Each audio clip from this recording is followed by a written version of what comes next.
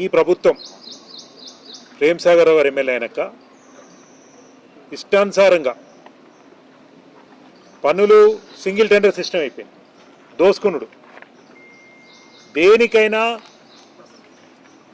Estimation వెంచుడు, ఇష్టమున్న వ్యక్తికి ఇచ్చుడు, అడ్డగోలుగా అవినీతి, కరప్షన్, పర్సంటేజ్ అక్కడ పెడితేనే పనులు మొదలు పెట్టాలి.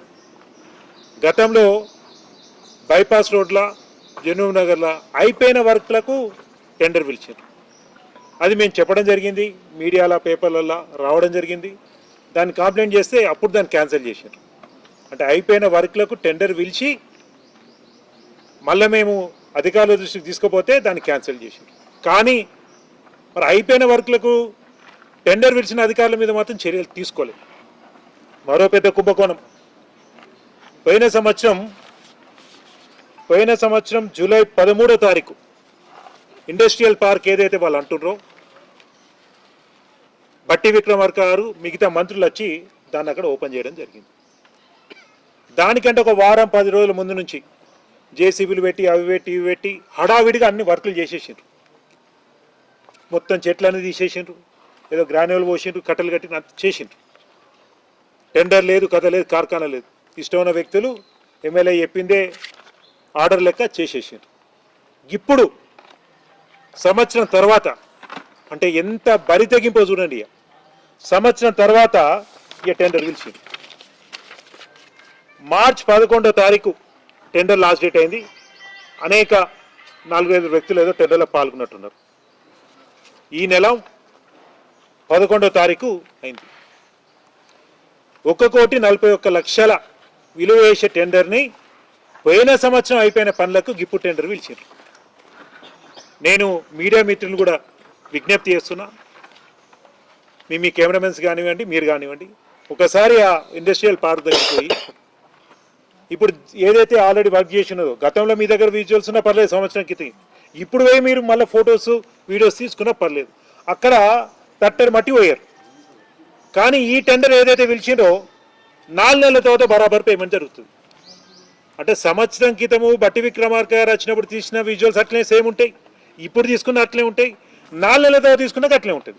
కానీ సంవత్సరం తర్వాత టెండర్ పెట్టి ఇప్పుడు వాళ్ళు అనుకున్న వ్యక్తికి, అంటే మిగతా వాళ్ళు ఇచ్చిన వాళ్ళని కాంప్రమైజ్ చేసో, బెదిరించో, భయపట్టించో వాళ్ళను పక్కకు తొలగించి వాళ్ళు అనుకున్న వ్యక్తికి ఇచ్చి అక్కడ వర్క్ 30-40 లక్షలు అయితే ఇష్టం ఉన్నట్టు 50%, 80% ఎట్లా పడితే అట్లా. మొన్న కూడా మీరు కొన్ని మీడియా మిత్రులు రాసిండ్రు, బాత్రూమ్ రిపేర్కి ఎంత అవుతుంది, ఎంత రాసుకున్నారు, 26 జనవరికి ఎంత అవుతుంది, ఎంత రాసుకున్నారు, జిరాక్స్ మెషిన్ కొంటే ఎంత అవుతుంది, దాని జిరాక్స్లకు ఎంత రాసుకున్నారు, ఆఖరికి శ్మశాన వాటికలు కూడా కాంగ్రెస్ కార్యకర్తలకు జీతాలు ఇచ్చుడు, ఎక్కడ దొరికితే అక్కడ దోసుకో, నువ్వు దోసుకో, నేను దోసుకుంటా కార్యక్రమం నడుతుంది. కబ్జాలు చేయాలి, వర్కులు నువ్వు ఇష్టమున్నవి చేసుకోవాలి, ఇష్టమున్నంత పెట్టుకోవాలి, సింగిల్ టెండర్ వేయాలి, రూపాయి పనికి 10 రూపాయల బిల్ చేయాలి, 4 కోట్ల శ్మశాన వాడికి 14 కోట్లు చేయాలి. అట్లా ఎక్కడ అట్లా దోసుకునే కార్యక్రమం. ప్రత్యేకించి మీ అందరినీ విజ్ఞప్తి చేస్తున్నా, ఆ రోజు విజువల్స్ పోయిన జూలైలో బట్టి విక్రమార్క గారు వచ్చిన రోజు, ఈరోజు విజువల్స్ మళ్ళీ వాళ్ళు బిల్ పేమెంట్ వస్తుంది, బిల్ పేమెంట్ వచ్చినా కూడా పెడతాను నేను, మళ్ళీ రికార్డ్ చేసింది కథా కార్ఖానా మొత్తం, మళ్ళీ ఆ రోజు విజువల్స్. అంటే అయిపోయిన పనికి 1,41,00,000. ఇందులో ఏమేమి పెట్టిండ్రు? 1,56,000. 1,56,000 దేనికి పెట్టిండ్రంటే,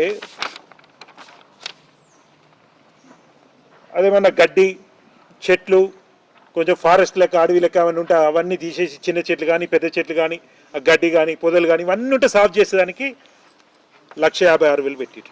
ఇంకొక 55,56,000 అదేమో ఈ గ్రాన్యువల్స్ పెడతారు కదా, అది వేసేసి ఫార్మేషన్ రోడ్ చేసేయడానికి.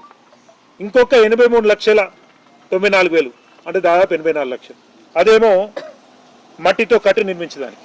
ఇవన్నీ కూడా మీకు ఇప్పుడు ఫార్వర్డ్ చేస్తాను, డీటెయిల్స్ కూడా మొత్తం మీకు ఫార్వర్డ్ చేస్తాను. ఈ విధంగా 3 డివిజన్స్ చేసి 1,41,00,000 ఇవాళ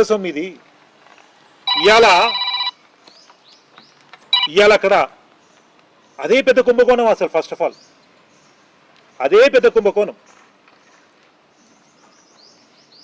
200 ఎకరాలు పాపం దళితులై, బీసీలై, గరీబోళ్ళై భూములు 13,50,000 ఇచ్చి, చాలా తక్కువ సొమ్మిచ్చి, బెదిరించి, భయపెట్టించి, నోటిఫికేషన్ ఇవ్వకుండా సంతకాలు పెట్టి దోసుకున్నారు. ఇవాళ అక్కడ పెద్ద ఎత్తున ఫ్రాడ్ జరగబోతుంది. ఇంకో 100 ఎకరాలు గవర్నమెంట్ ల్యాండ్ అనుకోండి, సరే ఇంకో 30-40 కోట్లు దాని డెవలప్మెంట్ కోసం పెడతారు కావచ్చు, 80 కోట్లు అవుతుంది. దానికి రేపు గవర్నమెంట్ ప్రైస్ అతి తక్కువ పెట్టి ఎమ్మెల్యేకి పైసలు ఇచ్చిన వాళ్ళకే అక్కడ అలాట్ చేస్తారు. అక్కడ ఎకరానికి 2.5-3 కోట్లు ఉన్నది. దాన్ని మళ్ళీ ఏం చేస్తారు? ఇలా రేవంత్ రెడ్డి గారు ఏం చెప్తారు? ఇండస్ట్రియల్ ఏదైతే హైదరాబాద్లో పెద్ద చర్చ జరిగింది, మీ అందరికి తెలుసు. కేటీఆర్ గారు, హరీష్ రావు గారు పోయి చూడడం జరిగింది. అనేక ఇండస్ట్రియల్ ఏరియాస్ని మళ్ళీ ఒక పాలసీ తీసుకొచ్చి, హైదరాబాద్ ఇండస్ట్రియల్ ఏదైతే పాలసీ ఉందో ఆ పాలసీ తీసుకొచ్చి తద్వారా ఇండస్ట్రీని మొత్తం మళ్ళీ రెసిడెన్షియల్కి మారుస్తారు. ఇవాళ అదే కుంభకోణం ఇక్కడ. నామమాత్రం పైసలు గవర్నమెంట్ చెల్లించి పెద్ద ఎత్తున ఎకరానికి కోట్ల రూపాయలు ఎమ్మెల్యే తీసుకొని మళ్ళీ దాన్ని ఏం ఇండస్ట్రీస్ వస్తలేవు, మేము ప్రయత్నం చేసి ఇండస్ట్రీలు వస్తలేవు అనే సంగతి మాకు తెలుసు, మీకు తెలుసు, అందరు తెలుసు. కానీ ఇండస్ట్రీస్ పేరు మీద గరీబోల కడుపు కొట్టి ఎమ్మెల్యే అవినీతి పైసలు సంపాదించుకునేదానికి పైసలు ఉన్న వాళ్ళతో అక్కడ పెట్టుబడి పెట్టించి మళ్ళీ అదే ఇండస్ట్రియల్ ల్యాండ్ మళ్ళీ రెసిడెన్షియల్ ల్యాండ్ మార్చాలి. అంటే ఇంత కుంభకోణం, ఇంత ముందు చూపు ఉన్నది ఎమ్మెల్యే ముందు చూపు. అంటే ఎక్కడ దోసుకోవాలి, ఏ విధంగా దాన్ని ప్రణాళిక చేసుకోవాలి. 500 కోట్లు కుంభకోణం చేస్తున్నా మళ్ళీ ₹1 కోటి కూడా వదిలిపెడతలేదు. అలానే పెద్ద కుంభకోణం, అదే 500 కోట్లు. అది అంత పెద్ద కుంభకోణం చేస్తున్నా ఈ ₹1 1,40,00,000 కూడా మళ్ళా కథలు పడతాం. సో దయచేసి మీ అందరినీ కోరుతున్నా, ప్రజల్ని కూడా కోరుతున్నా, అధికారులను మాత్రం హెచ్చరిస్తున్నా. ఖచ్చితంగా దీని మీద విజిలెన్స్ కానీ మిగతా డిపార్ట్మెంట్లు కూడా కంప్లైంట్ చేస్తాము. సిఎస్ గారు కూడా చేస్తాము, కలెక్టర్ గారు కూడా చేస్తాము. అయిపోయిన పనికి మీరు ఎట్లా రికార్డ్ చేస్తారు, అయిపోయిన పనికి మీరు ఎట్లా టెండర్ పెడతారు? నేను అడుగుతున్నా, సీదా కలెక్టర్ గారిని అడుగుతున్నా. మీరే స్వయంగా వేయండి కదా. అక్కడ ఏమైనా చెట్లు ఉన్నాయా? ఇప్పుడు ఏమున్నాయి పీకదానికి? అక్కడ చెట్లు, చిన్న చెట్లు, పొదలు, తుమ్మ చెట్లు, పిచ్చి చెట్లు అవన్నీ పీకదానికి పెట్టిండ్రు. అవన్నీ అయిపోయిన పని మీరు కళ్ళారా చూసిన తర్వాత అది మళ్ళీ టెండర్ వెళ్తా అంటే దానికి మళ్ళీ రికార్డ్ చేసి పైసలు ఇచ్చారంటే ఇక మేము దోసుకున్న అనే విధంగా ప్రజలకు అర్థమవుతున్నప్ప ఇంకేం లేదు. ఇంత దారుణంగా వ్యవస్థ తయారైంది. సో దయచేసి మీడియా మిత్రులు దీన్ని బాగా ఈ అవినీతిని ఎండగట్టాలని, అధికారులు రాజకీయ నాయకులకి 5 సంవత్సరాలే, ఓడిపోతే హైదరాబాద్కి వాళ్ళు పరిమితం అవుతారు. కానీ రేపు ఈ ₹1,41,00,000 రికార్డు ఇచ్చి ఎమ్మెల్యేకు లబ్ధి పొందేటట్టు, మధ్య లెవెల్కు లబ్ధి పొందేటట్టు మీరు కనుక సంతకాలు పెట్టి రికార్డులు చేసి పైసలు అప్పచెప్తే దీన్ని విచారణ చేసినప్పుడు మీ పరిస్థితి ఏందో మీరు ఒకసారి ఆలోచించుకోమని నేను కోరుతున్నాను. అవినీతికి సహకరించిన ప్రతి అధికారి మీద కూడా ఖచ్చితంగా చర్యలు ఉంటాయి. వ్యక్తిగతంగా దీనికి ఎవరు రికార్డు చేస్తారో ఆ ఇంజనీర్ల పేరు కూడా నాకు తెలియదు, వారు ఎవరో వాళ్ళ పేరు కూడా నాకు తెలియదు. వ్యక్తిగతంగా నాకు ఎవరి మీద కక్ష లేదు, ఎవరి మీద కోపం లేదు. కానీ ప్రజాసొమ్ముని అవినీతికి ఎమ్మెల్యే చెప్పిందే తనువుగా మీరు కనుక రికార్డు చేసి వాళ్ళకి పైసలు అప్పచెప్తే రేపు మీరు ఇబ్బంది పడడం ఖాయం. మేము వదిలిపెట్టము, ప్రజల పక్షాన ఖచ్చితంగా పోరాడతాము. ఎక్కడ కంప్లైంట్ చేయాలో అక్కడ కంప్లైంట్ చేస్తాము.